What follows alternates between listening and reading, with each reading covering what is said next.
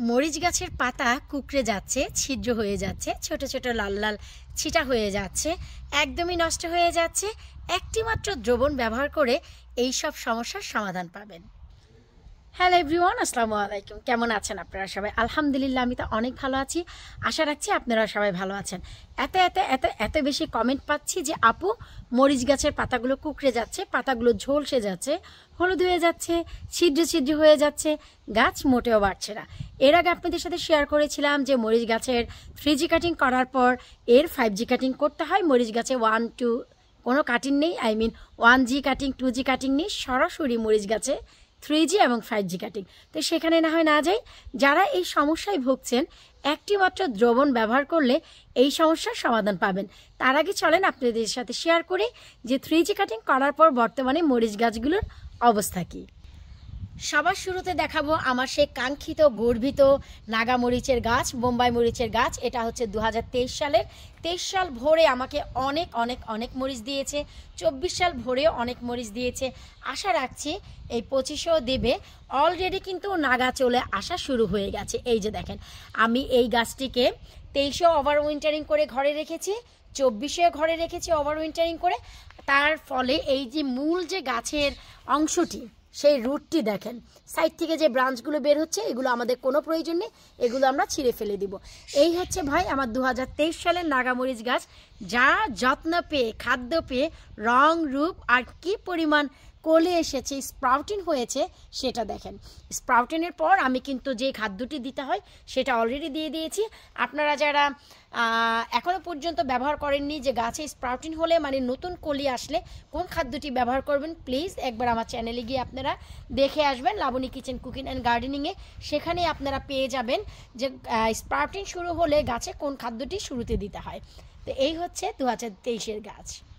এরপর আলহামদুলিল্লাহ এই হচ্ছে বুলেট চিলি গাছ। আপনাদের সাথে নিয়ে কিন্তু আমি 3G কাটিং করেছিলাম, যার ফলে রেজাল্ট দেখেন, 1টি 2টি 3টি 4টি 5টি 6টি 7টি 8টি 9টি ব্রাঞ্চ বের হয়েছে আলহামদুলিল্লাহ। প্রত্যেকটি ব্রাঞ্চেই আপনারা কিন্তু এইরকম ফুল দেখতে পাবেন।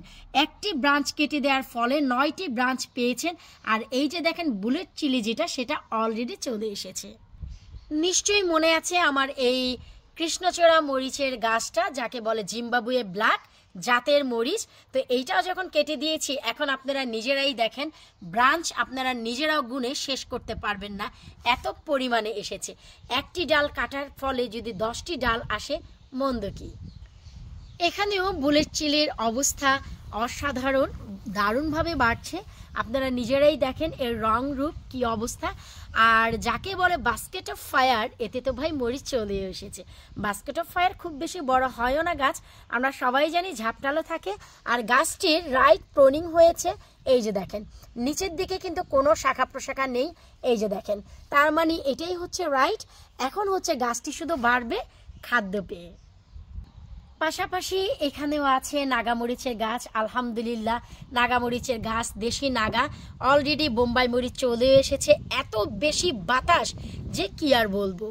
আর এই হচ্ছে ঘি নাগা, যাকে বলে লেমন ড্রপ। আলহামদুলিল্লাহ একেও কিন্তু কাটিং দিয়ে দিয়েছিলাম, যার ফলে এর অবস্থা দেখেন কি চমৎকার। এখন হচ্ছে এর বড় পাতাগুলো ট্রিম করতে হবে। তো যাই হোক, আজকে কিন্তু আর আমি সেই দিকে যাচ্ছি না।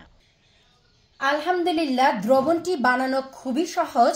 এই যে দেখতে পাচ্ছেন, এখানে আমি 1 লিটার পানিতে এখানে 1 চা চামচ, পুরো মেজারমেন্ট চা চামচের 1 চা চামচ দিয়েছি, 1 টেবিল চামচ, আমি ভুল বলছি, মেজারমেন্ট যে চামচগুলো থাকে 1 টেবিল স্পুন এখানে হলুদের পাউডার দিয়েছি, আমাদের খাবারের হলুদের পাউডার।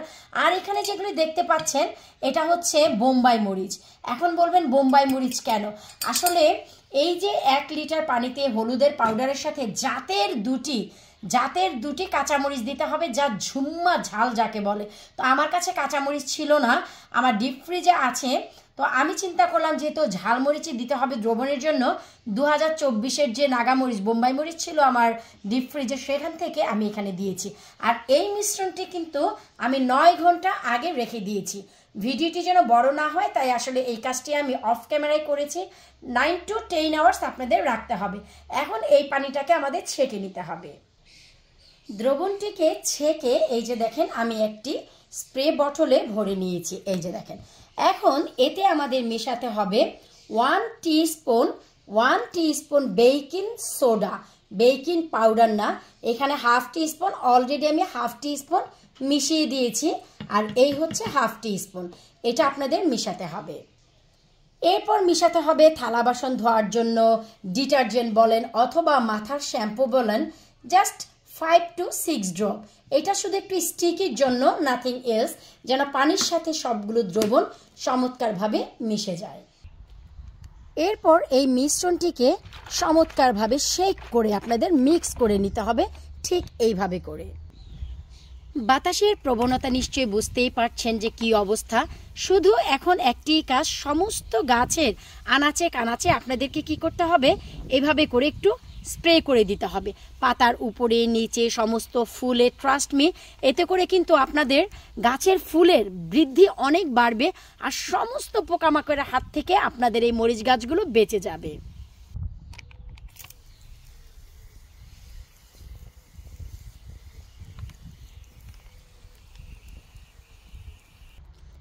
এইভাবে করে আপনার যতগুলো মরিচের গাছ আছে ঠিক একইভাবে আপনি অ্যাপ্লাই করে দেন। তারপর দেখেন যে ম্যাজিক কাকে বলে।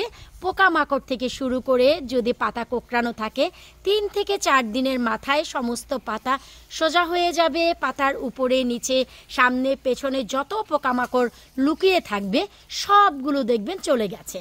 ট্রাস্ট মি, এত বেশি বাতাস এখন হচ্ছে, আমি যে হলুদের পাউডার আর বোম্বাই মরিচ দিয়েছি, ও মাই গড, বাতাসে আমার নাকের ভিতরে গিয়ে আমার নিজেরই স্নেজিং চলে এসেছে। অনেক বেশি হাচ্চু টাচ্চু দিয়ে তারপরে হচ্ছে ক্যামেরা পজ করে রেখেছিলাম, এরপর কিন্তু আবার ভাই ভিডিওতে ফিরে আসলাম। আর এটাই হচ্ছে ওরে আল্লাহ, এটাই হচ্ছে সত্যি কথা। তো বলেন যে আমাদের মানুষের যদি এমন হয়, পোকামাকড়ের তাহলে কেমন হবে? দ্রবণটি একবার বানিয়ে দেখুন, আপনারাই এই দ্রবণের প্রেমে পড়ে যাবেন। এই রকম কীটনাশক যদি থাকে বাইরে থেকে কিনে, কীটনাশক আপনারা কেন ব্যবহার করবেন? বিশ্বাস করেন, গবেষণায় দেখা গেছে যে এই দেশে অনেক বেশি পেস্টিসাইড হচ্ছে, যা বাইরে থেকে কিনে এগুলো বিষ ছাড়া আর কিছুই না। যেহেতু আমরা অল্প সময়ের জন্য ফসল করি, তাই এগুলো যেন ভেজাল মুক্ত থাকে, তাই নিজেরা ঘরোয়া পদ্ধতি কিছু অবলম্বন করলে অবশ্যই কাজে লাগবে, কেন লাগবে না। দেখলেন তো আমার মরিচ গাছগুলো, ওরে আল্লাহ, বাতাসে তো আমাকে হেলছে আর দুলছে গো। ওই চুল কোথায় গেলি, এখানে আসছে। দেখেছেন বাতাসের কি প্রবণতা? এই জন্য এই হলুদের আর বোম্বাই মরিচের স্মেলটা আমার নাকে গিয়ে আসলে হাঁচি শুরু হয়ে গিয়েছিল। আর অবশ্যই এই কাজটি করার পর আপনাদের যে স্প্রে বটল সাথে সাথে ওয়াশ করে রাখবেন, না হয়তো হলুদে কিন্তু আপনাদের স্প্রে বটলের যে নজল সেটা ব্লক হয়ে যাবে, পরবর্তীতে আর ব্যবহার করতে পারবেন না। আশা করছি আপনাদের ভালো লেগেছে, উপকারে আসবে। বিদায় নিচ্ছে আজকের মতন। অবশ্যই এভরি উইক, প্রতি সপ্তাহে একবার ব্যবহার করবেন, গাছের অবস্থা যদি করুণ হয়, আর না হয়তো সপ্তাহে 2 সপ্তাহে একবার ব্যবহার করবেন। মাসে 2 বার ব্যবহার করলেই এই দ্রবণটি যথেষ্ট। যে কোনো লতালো গাছে আপনারা এটা ব্যবহার করতে পারবেন, ইনক্লুডিং আমাদের লাউ গাছ। বিদায় নিচ্ছে আজকের মতন। আল্লাহ হাফেজ।